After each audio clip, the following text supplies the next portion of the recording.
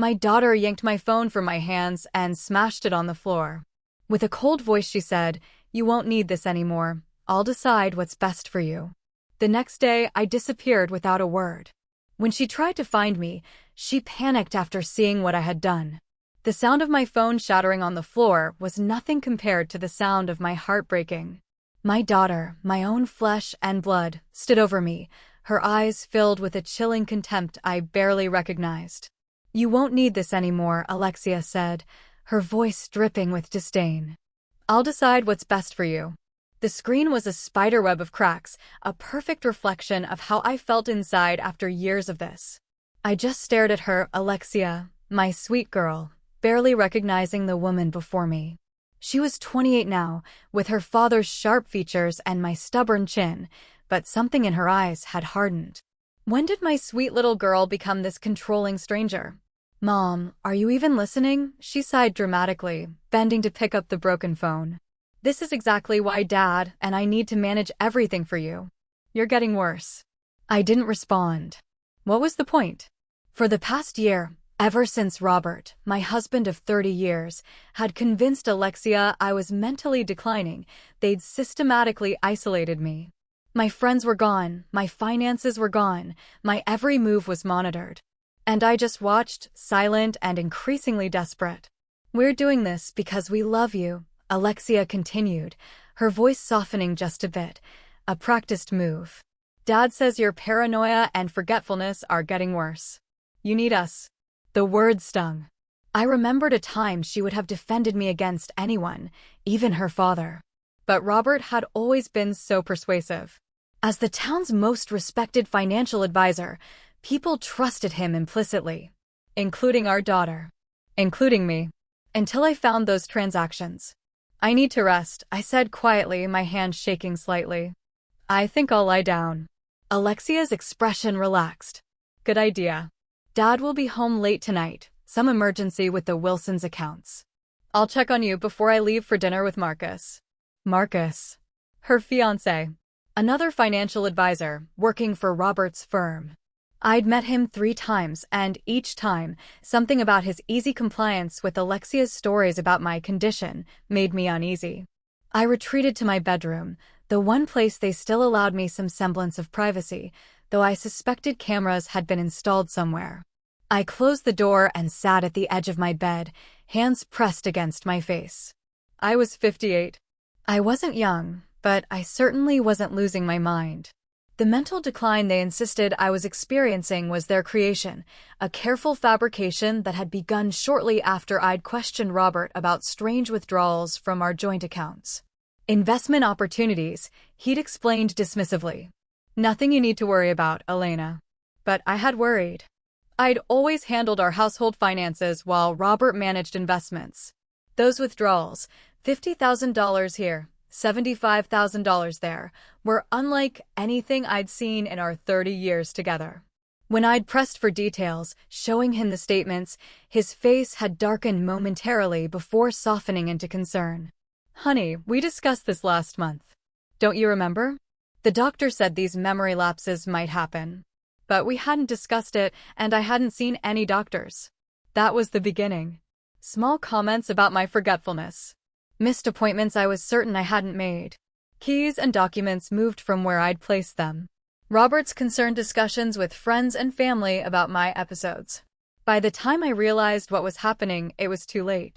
He'd convinced our daughter, our friends, even my sister Claire, who lived across the country. My desperate attempts to explain were dismissed as confusion or paranoia, further evidence of my decline. I reached under my mattress and pulled out the small notebook I'd been keeping. Dates, conversations, bank statements I'd managed to photograph before Robert locked me out of the accounts. My evidence. Evidence no one would believe.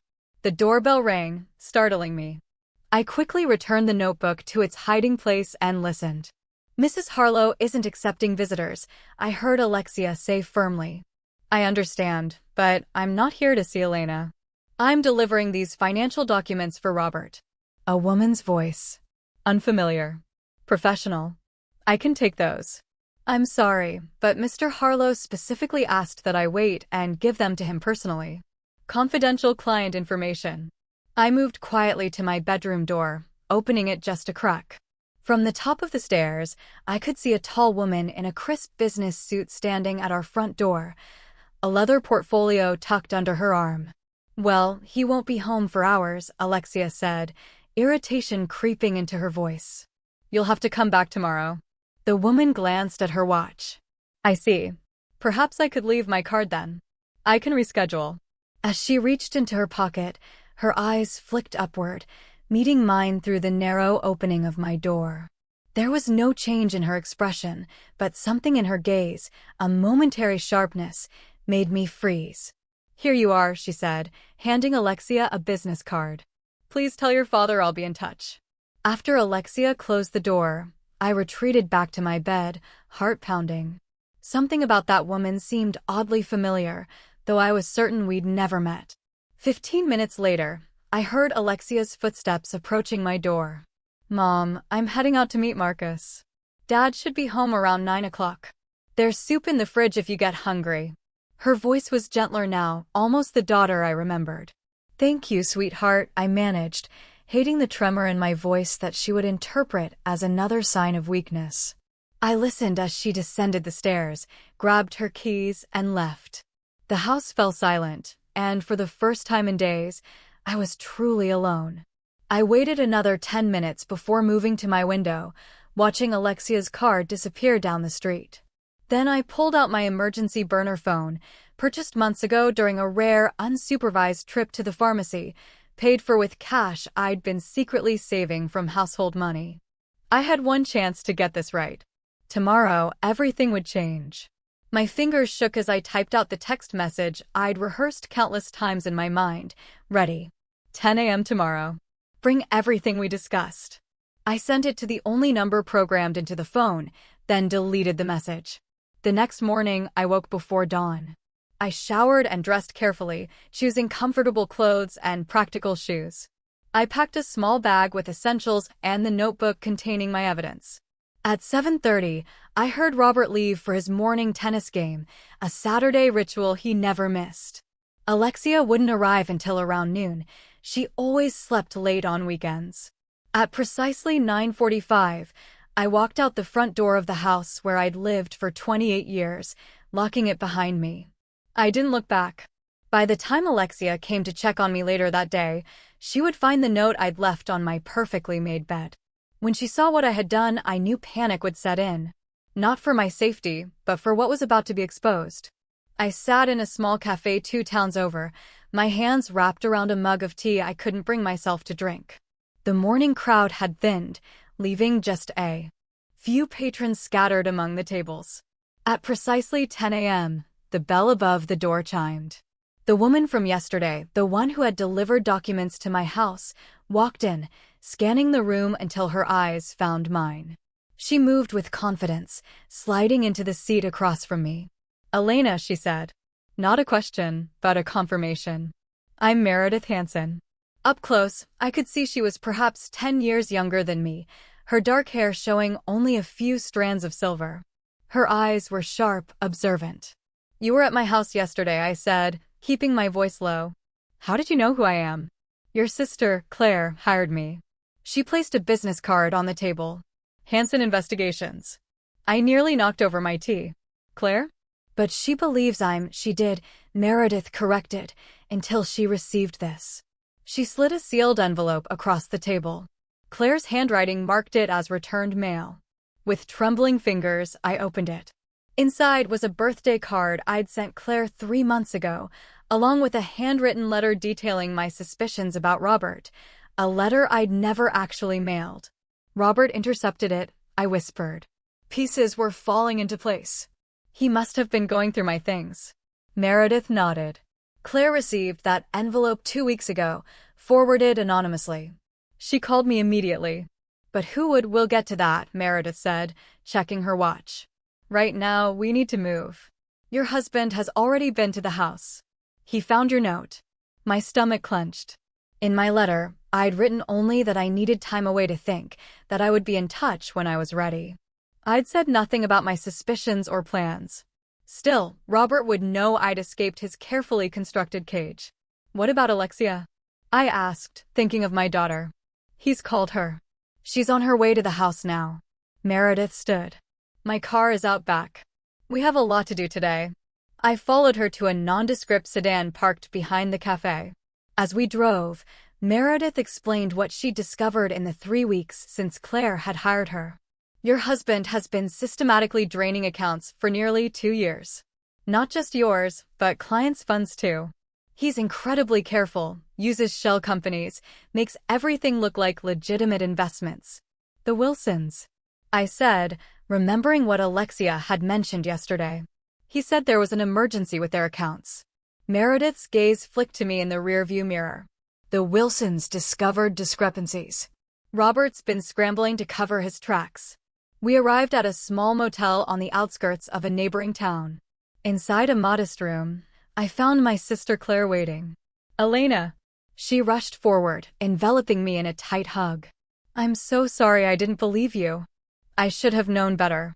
Tears stung my eyes as I returned her embrace. Claire had always been my protector, my confidant. Robert had managed to drive a wedge between us, but here she was when I needed her most. There's someone else you need to meet, Meredith said, checking her phone. She should be here soon. Who? I asked, wiping away tears. The person who sent the envelope to your sister. 20 minutes later, a knock at the door announced her arrival. Meredith opened it, and I gasped. Mrs. Harlow, said Martha Wilson, the wife of one of Robert's wealthiest clients. We'd attended the same charity functions for years, but had never been close. Martha, you sent the letter? She nodded, taking a seat at the small table. I've been suspicious of Robert for months. Thomas, my husband, trusts him implicitly, but I noticed changes in our portfolio statements. When Thomas confronted him, Robert always had explanations that sounded reasonable. So you started watching him? Meredith said. Yes. I followed him one afternoon and saw him checking your mail before you got home. He opened several letters, including one addressed to Claire. The look on his face when he read it. Martha shuddered. I knew something was wrong. Martha made copies of everything before sending the original to Claire, Meredith explained. She's been our inside source ever since. My head was spinning. But what about the Wilsons' emergency Alexia mentioned? Martha's expression darkened. Thomas finally listened to me and requested a full audit of our accounts. Robert's been trying to prevent that from happening. We have evidence of embezzlement, Meredith said, opening her laptop. Not just from your accounts, but from at least 12 clients. The total is close to $3 million. I felt lightheaded. Where's the money? Some is in offshore accounts. Some was used to fund a secret life your husband's been building. A secret life? What do you mean? Meredith turned the laptop to face me. On the screen was a property listing for a beachfront home in Costa Rica, purchased 6 months ago by an LLC that traced back to Robert. She clicked to another tab. A woman in her 30s smiled back at me, her arm around Robert's waist. They stood on the deck of what appeared to be the same Costa Rica house. Her name is Vanessa Diaz, Meredith said gently. They've been seeing each other for almost 3 years. The room tilted. 3 years. While I was cooking his meals, sharing his bed, building our life together, Robert had been planning his escape with a younger woman, using stolen money. Our money. His client's money. Does Alexia know? I whispered.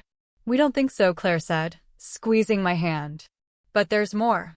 Meredith scrolled to another document. Your mental decline is documented in medical records from a Dr. Phillips. Dr. Phillips? A name I'd heard mentioned, but had never actually met. I've never seen this doctor. That's because he doesn't exist, Meredith said. The medical license number is fake. The office address is a vacant property Robert owns through another shell company. He created a false medical history for me, I said, the full extent of his betrayal hitting me.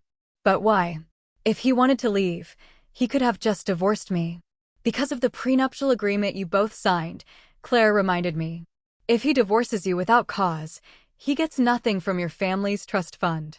The trust fund. My parents had left it to me. Not massive, but substantial enough that Robert had insisted on managing it throughout our marriage. I'd thought little about it over the years, trusting him completely. If you were declared mentally incompetent, however, Meredith added, he could be appointed your guardian. And your guardian would have complete control over the trust. And Alexia? I asked. Where does she fit into this? Martha looked uncomfortable. Her fiancé, Marcus. He works for Robert. Is he involved? We're not sure yet, Meredith admitted. But here's what we do know.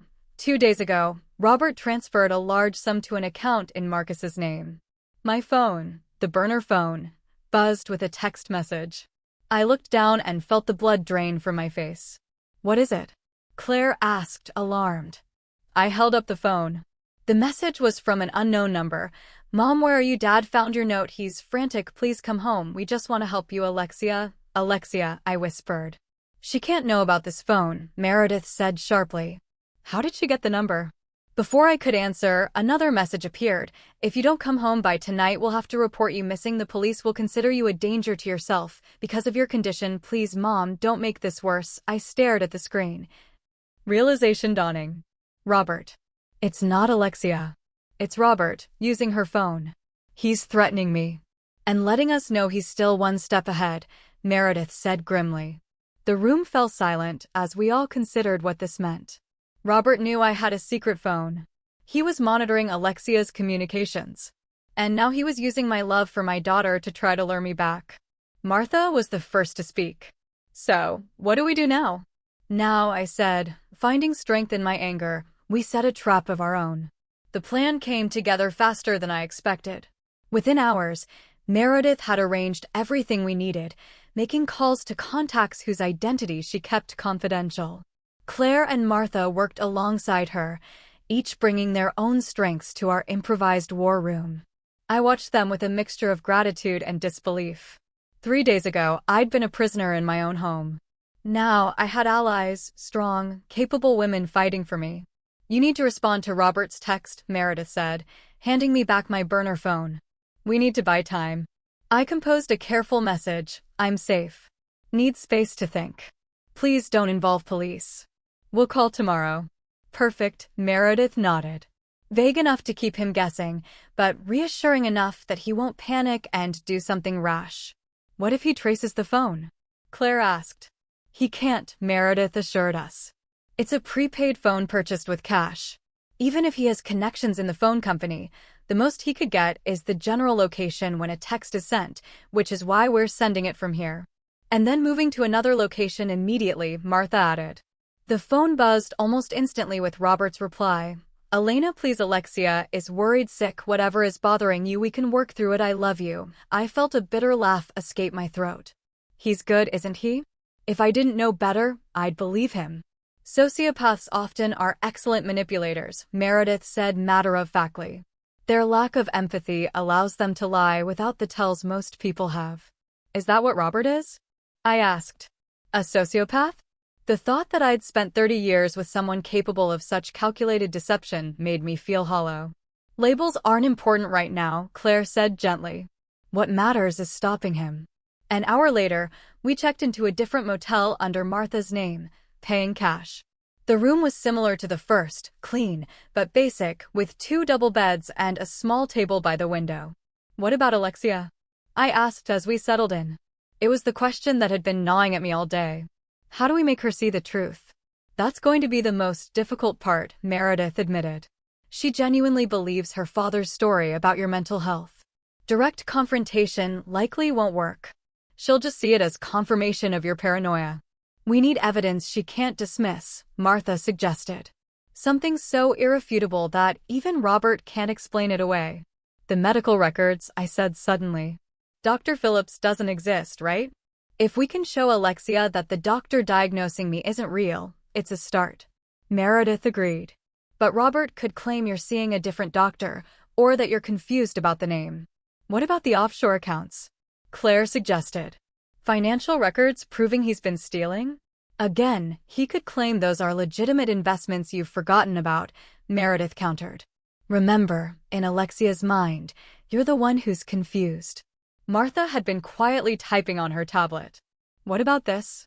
She turned the screen toward us, showing the photograph of Robert and Vanessa in Costa Rica.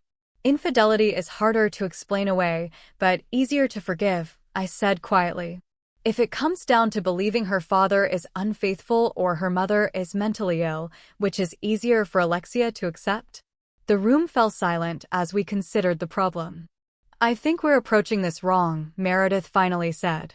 We shouldn't be trying to convince Alexia directly. We need to create a situation where she discovers the truth herself. How? I asked. By using Robert's playbook against him. Meredith smiled grimly.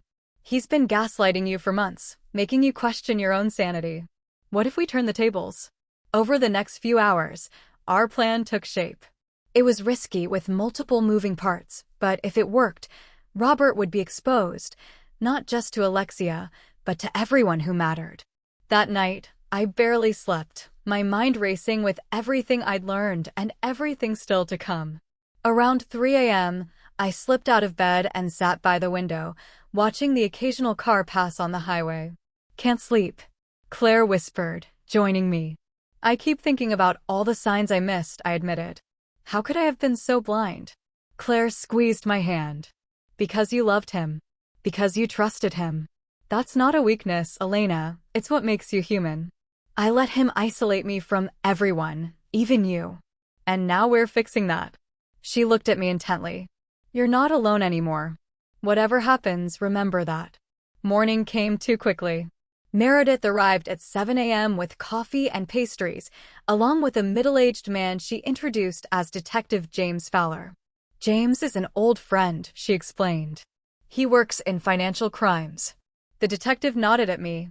Mrs. Harlow, Meredith's filled me in. What your husband is doing crosses several legal boundaries. Embezzlement, fraud, identity theft with those fake medical records. But we need solid evidence, I said. Yes, and we need to move carefully. If Robert suspects law enforcement involvement, he could transfer the remaining funds somewhere untraceable, which is why today's meeting is so important, Meredith added. Are you ready? I nodded, though my stomach was in knots. At 10 a.m., I would meet Robert at a public park, my suggestion sent via text late last night. He'd agreed immediately, clearly relieved I was willing to talk. Little did he know what I had planned. 2 hours later, I sat on a bench near the park's central fountain, exactly where I'd told Robert to meet me.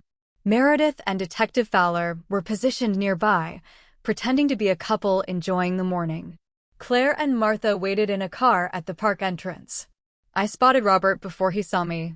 He was scanning the area, his customary confidence evident in his stride. When his eyes finally found me, relief washed over his features. Elena, he said, approaching cautiously. Thank God you're all right. I remained seated, my hands folded in my lap. Hello, Robert. He sat beside me, leaving a respectful distance between us. You had us worried sick. Alexia has been beside herself. Has she? I asked mildly. Or have you told her she should be worried? His expression flickered briefly before settling back into concerned husband mode. I don't understand. Why did you leave like that? If something's bothering you, we can talk about it. That's what I'm doing now, I said. Talking about what's bothering me. I opened my purse and removed a manila envelope, placing it between us on the bench. Robert's eyes fixed on it, a hint of wariness crossing his face. What's this? Evidence. I met his gaze steadily. Of everything you've been doing. The mask slipped for just a moment, a flash of anger quickly controlled. Elena, you're confused. This is exactly why Alexia and I are concerned. Costa Rica is beautiful this time of year, isn't it? I interrupted. Especially that beachfront property you purchased 6 months ago. The one you visit with Vanessa. Robert went very still. I don't know what you're talking about. I think you do. I nudged the envelope toward him. It's all in there. The property records. The transfers from client accounts. The fake medical records for Dr. Phillips, a doctor who doesn't exist. Who's been filling your head with these delusions? His voice had hardened. Is it Claire? I know she's always been jealous of our relationship. Stop. My voice was quieter than I intended, but it cut through his words like a knife. It's over, Robert. The lies. The manipulation. All of it. I know everything. His expression changed then, calculation replacing concern. He glanced around the park, then leaned closer. What exactly do you want, Elena? Money? A divorce? Name your price. I want my daughter back, I said simply. I want her to know the truth. Robert laughed, a cold sound that sent shivers down my spine. Alexia believes what I tell her to believe. She thinks her mother is losing her mind. Who do you think she'll trust? The father who's been taking care of both of you, or the unstable woman who disappeared without warning? Let's find out, I said, reaching back into my purse. I pulled out my phone, not the burner, but a new one Meredith had provided. I pressed a button, and Robert's voice filled the space between us. Alexia believes what I tell her to believe. She thinks her mother is losing her mind. As the recording continued, a figure stepped out from behind a nearby tree. Alexia stood frozen, her face pale as she listened to her father's words in his own voice. Robert's eyes widened in genuine shock. Alexia, what are you doing here? She didn't answer him. Instead, she looked at me, tears streaming down her face. Mom? Her voice broke on the word. Is it true? Everything you've been saying. Before I could respond, Robert was on his feet. Don't listen to her. This is exactly what I warned you about. She's manipulating you, using edited recordings to turn you against me. Is Dr. Phillips real? Alexia demanded, her voice stronger now. The doctor you said diagnosed Mom. Does he exist? Of course he exists. She's seen him multiple times. Then why, Alexia said, pulling out a piece of paper from her jacket, when I called the medical board this morning, did they tell me there's no Dr. Phillips with that license number in the entire state? Robert's face contorted with rage, then quickly smoothed into a mask of paternal concern. It was fascinating and terrifying to witness his transformation, like watching an actor switch characters mid-scene. Alexia, honey, he said, his voice soft and reasonable, I don't know what your mother has told you, but you're misunderstanding the situation. Dr. Phillips might have recently changed practices, or stop it. Alexia cut him off. Her hands were shaking, but her voice remained steady. I called every Dr. Phillips in the state. None of them have ever treated Mom. The address you gave me for his office, it's an empty storefront. I watched my daughter with a mixture of pride and heartbreak. She had done her own investigating, something I hadn't anticipated. Despite everything Robert had told her, some part of her had harbored doubts. Robert's eyes darted between us, calculating his next move. This is absurd. I've been taking care of both of you for years. Why would I, Vanessa Diaz, I interrupted quietly. His head snapped toward me, eyes narrowing. Your girlfriend. The house in Costa Rica. The money you've been stealing from clients to fund your new life. I reached into the envelope and pulled out several photographs.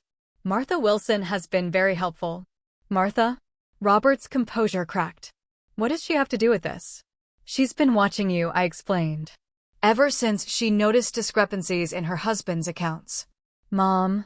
Alexia whispered, her eyes fixed on the photos of Robert and Vanessa. How long have you known? I suspected something was wrong for months, but I only learned the full truth yesterday. I took a deep breath. Your father has been gaslighting me, Alexia, making me and you believe I was losing my mind, when really he was stealing money and planning to leave. Robert suddenly lunged for the envelope, but Detective Fowler appeared beside him, grasping his arm firmly. I wouldn't do that, Mr. Harlow, he said, flashing his badge. The color drained from Robert's face. Who are you? Detective James Fowler. Financial crimes. He released Robert's arm but positioned himself between us. We have some questions about certain irregularities in your client's accounts. Robert straightened his jacket, his lawyer mask sliding into place. I'm not discussing anything without my attorney present. That's your right, Fowler nodded. But we have enough to get warrants for your financial records, your home, and your office. Perhaps you'd like to cooperate now, make things easier on yourself. This is ridiculous. Robert snarled. A misunderstanding blown out of proportion by my mentally unstable wife. Alexia stepped forward, placing herself at my side. Dad, I saw the medical records you showed me. I checked every detail. They're fake. You lied to me. For the first time, uncertainty flickered across Robert's face as he realized his daughter was slipping away from his influence. "Alexia, please. Everything I've done for us, for our future, by stealing," she demanded. "By lying? By making me think my own mother was going crazy." "You don't understand," he said desperately. "Your mother's family money is tied up in that trust." Had to what?" I asked quietly. "Convince everyone I was incompetent so you could control my inheritance while running off with your girlfriend?" Meredith approached, standing beside Detective Fowler. "Mr. Harlow, we've been building a case against you for weeks. We have documentation of transfers from client accounts to offshore entities you control. We have evidence of the falsified medical records. And as of this morning, we have testimony from Vanessa Diaz herself." Robert's head jerked up. "What?" "She's been very cooperative," Meredith continued, "especially after learning you've been embezzling money. She thought you were wealthy from legitimate business." "You got to Vanessa?" His voice was barely audible. "Costa Rican authorities picked her up this morning," Detective Fowler said. "Seems she was quite surprised to learn about your existing family arrangements." Robert's shoulders slumped momentarily before he straightened again, his eyes calculating. "Whatever you think you have, it won't hold up. I'm not saying another word without my lawyer." "That's fine," Fowler said, nodding to a uniformed officer who was approaching. "Robert Harlow, you're under arrest for suspicion of fraud, embezzlement, and identity theft. You have the right to remain silent." As the officer led Robert away, I turned to find Alexia staring at me, her expression a mixture of confusion, pain, and dawning horror. "Mom," she whispered, tears streaming down her face. "I'm so sorry. I believed him. I helped him control you. Her voice broke on a sob. "I pulled her into my arms, holding her as she cried against my shoulder." "You didn't know, sweetheart. He manipulated both of us. But I should have seen it. The way he was so insistent about managing your medication, about keeping you isolated for your own good. I was so stupid." "No," I said firmly, drawing back to look into her eyes. "You trusted your father. That's what daughters do. But you also started questioning things, didn't you? You checked on Dr. Phillips yourself." She nodded, wiping her eyes. "Marcus told me I should trust Dad completely, that questioning the doctor would just upset you unnecessarily. But something felt wrong." She paused, her expression hardening. "Marcus, did he know? Was he part of this?" "We're not sure yet," I admitted, "but Detective Fowler will be looking into that too." Claire and Martha approached us cautiously. Alexia looked surprised to see my sister. "Aunt Claire, what are you doing here?" "Helping your mom," Claire said simply, giving Alexia a gentle hug. "And this is Martha Wilson. She's been instrumental in uncovering what your father was doing." Alexia stared at Martha with dawning recognition. "Mrs. Wilson? You and Mr. Wilson were at our house for dinner last month." Martha nodded. "That's when I became certain something was wrong. I saw how your father treated your mother, the constant corrections, the little comments undermining her. It reminded me of my first husband." She touched Alexia's arm gently. "Abusers don't always use their fists, dear." Alexia flinched at the word abuser, but didn't contradict it. "What happens now?" she asked instead. "Now," I said firmly, "we go home. We reclaim our lives." The days that followed were a blur of police interviews, meetings with financial investigators, and uncomfortable revelations. Marcus, it turned out, had indeed been aware of at least some of Robert's schemes.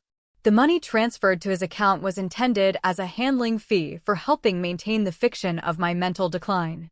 "I was engaged to someone who was helping Dad gaslight you," Alexia said one evening as we sat in the living room of our home, a home that felt both familiar and strange after everything that had happened.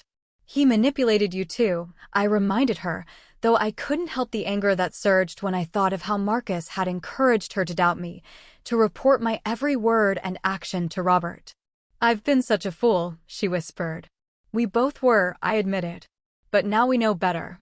A week after Robert's arrest, Alexia moved back home temporarily to help me sort through the financial mess he'd left behind. With Meredith and Detective Fowler's help, we were gradually untangling Robert's web of deceit. Some of the money had been recovered, though much was still missing.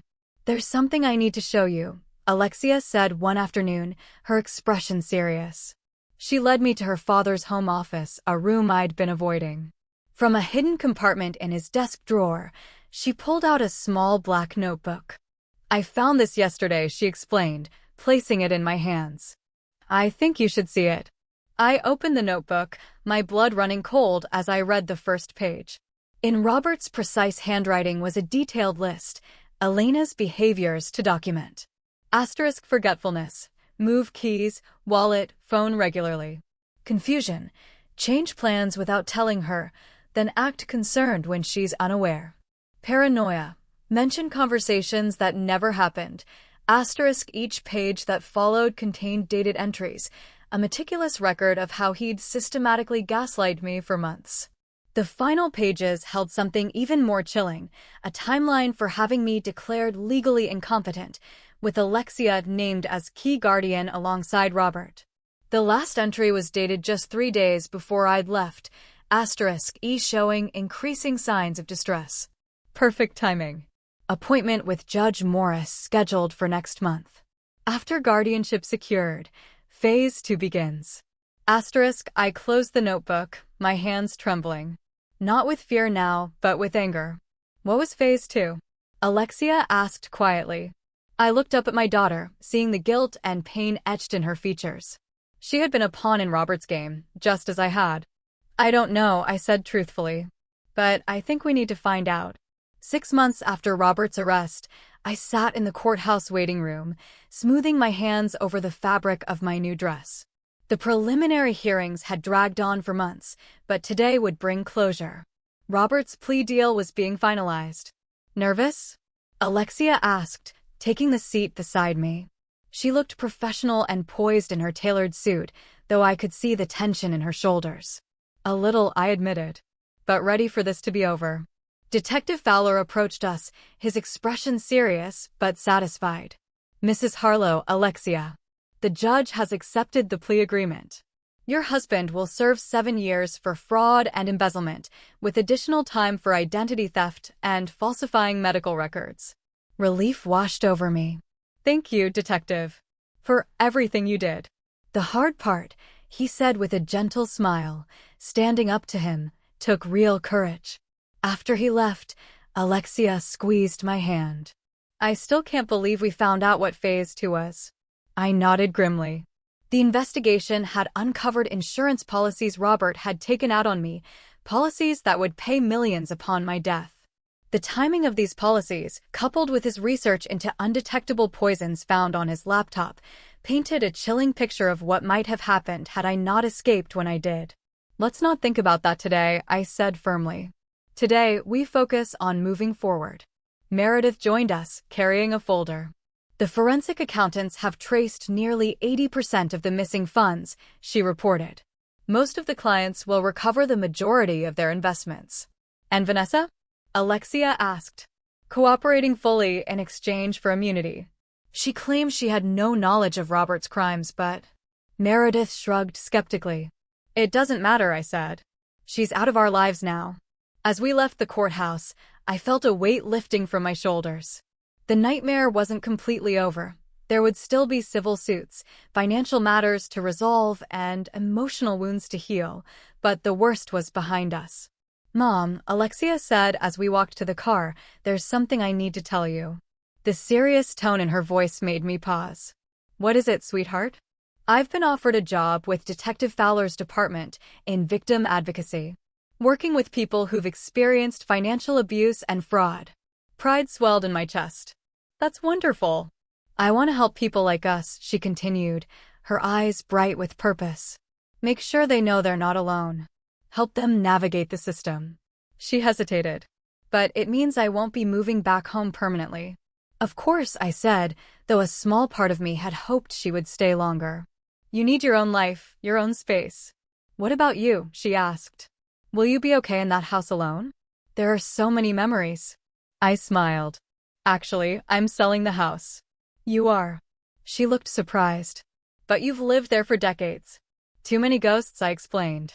Besides, I found a smaller place, closer to Claire. It's time for a fresh start. Later that evening, Alexia and I invited Claire, Meredith, and Martha for dinner at my home, one of the last meals we'd share there before the sale was finalized. As I set the table in the dining room where Robert and I had hosted countless dinner parties over the years, I reflected on how much had changed. "Need help?" Martha asked, entering with a bottle of wine. "Just finishing up," I said, arranging the silverware. "Thank you again for everything. If you hadn't noticed Robert tampering with my mail." She waved away my thanks. "I know what it's like to have someone make you doubt yourself. My first husband was a master at it." She set the wine down, her expression thoughtful. "You know, when I first met you at those charity functions, I always thought you seemed constrained somehow. Like you were holding yourself back." I admitted.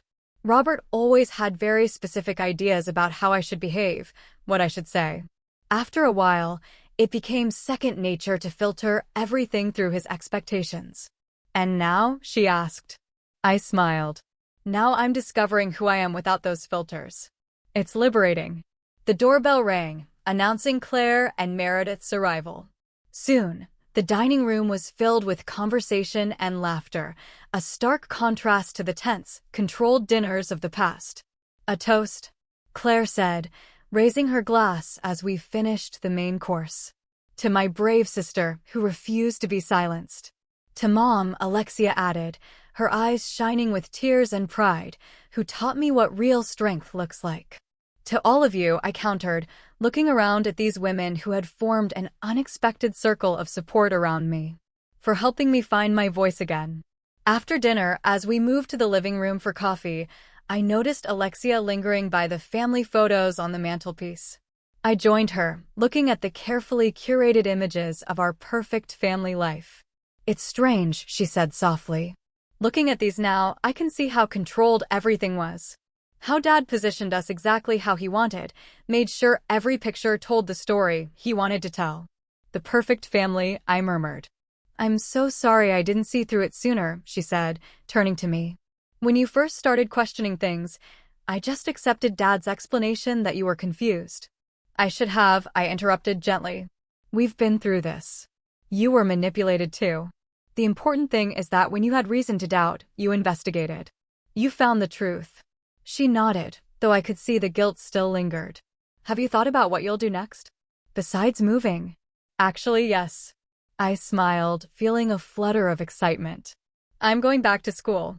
For my master's in art history. I started the program before I met your father, but never finished it. It had been one of the first things Robert had subtly discouraged after our marriage, suggesting it was impractical, that I should focus on building our home instead." "Mom, that's amazing." Alexia hugged me tightly. "You'll be brilliant." Later that night, after everyone had gone, I sat alone in my bedroom, looking at the empty spaces where Robert's things had once been. The police had taken some items as evidence. I donated or discarded the rest. My phone chimed with a text message from an unknown number. My heart skipped a beat as I opened it. "Elena, it's David Wilson. Martha gave me your number. I heard what happened with Robert. Would you like to meet for coffee sometime? Just as friends, no pressure. David Wilson, Martha's brother-in-law. A quiet, thoughtful man I'd met briefly at charity events over the years. A widower who taught literature at the local university. I remembered his kind eyes, his genuine interest when I'd mentioned my love of art history. I found myself smiling as I typed a response. "Coffee sounds wonderful. How about Tuesday?" Setting the phone down, I moved to the window and looked out at the night sky. Tomorrow would bring more meetings with lawyers, more paperwork, more steps in the long process of disentangling my life from Robert's web of deceit. But for the first time in years, I felt truly free. 3 weeks later, I stood in the empty house for the last time. The furniture had been sold or moved to my new apartment.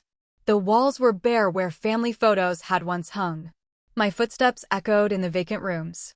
I walked through each space, not with sadness, but with a sense of completion. This house had been both prison and home to me. Now it would belong to a young family eager to create their own memories within its walls. In the kitchen, where I had prepared thousands of meals, where Robert had first begun criticizing my forgetfulness when I couldn't find items he deliberately misplaced, I placed a small envelope on the counter. Inside was a note for the new owners, wishing them happiness and harmony in their new home. My phone buzzed with a text from Alexia, waiting outside. Whenever you're ready. Everything okay? Just saying goodbye. Be right out, I typed back. As I walked toward the front door, I caught sight of my reflection in the hallway mirror, the last item still hanging on the walls. I paused, studying the woman looking back at me. My hair had more silver than it had 6 months ago, and fine lines had deepened around my eyes, evidence of both stress and newfound laughter.